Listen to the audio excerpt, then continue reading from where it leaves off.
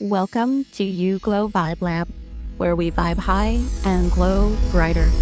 Join us on a journey of positivity, mindfulness, and lovely vibes. Subscribe and join the vibe.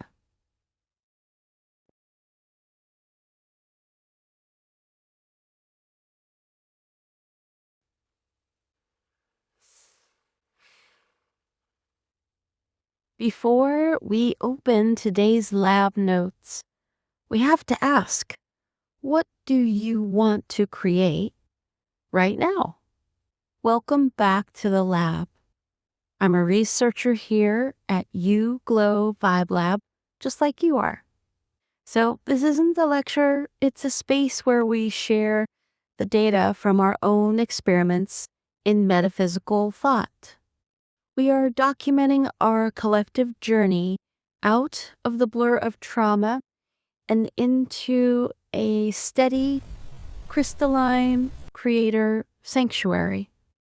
Today's experiment I'm sharing with you, it's all about what happens when the big problem goes away, but the echo remains. So think of this analogy, windshield versus rear view.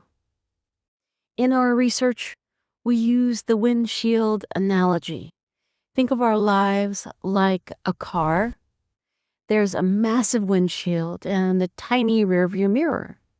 We've observed that the blur of trauma happens when we try to drive forward while keeping our eyes fixed on that tiny mirror, obsessing over where we've been. Reclaiming power isn't about denying the past. It's about the collective decision that the rearview mirror doesn't have any new information for us. So we acknowledge it's there, but we choose to look through the windshield forward because that's where the creation is happening. When we deal with poking or bullying, our social alchemy tells us that these people aren't monsters. They don't have power over us. They're just exhibiting broken data points.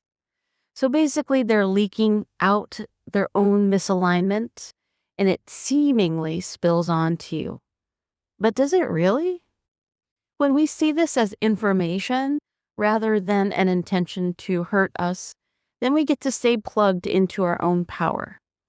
Then we get to become observers of the data, and we aren't absorbing the vibration. So we have a powerful anonymous field report that illustrates this perfectly. Feel free to reach out and share yours too. So a community member practiced staying in their own power as a creator for about a month's time, working with these beautiful concepts. Essentially the concept of knowing that you create your reality, with a high vibration.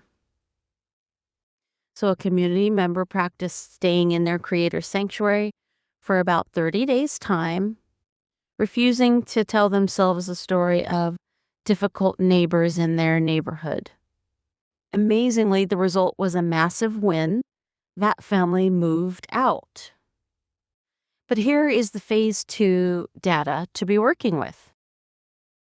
Even after the neighbors left, this member of our collective still felt a little spike of adrenaline whenever they would hear car door slam or any loud talking in the neighborhood.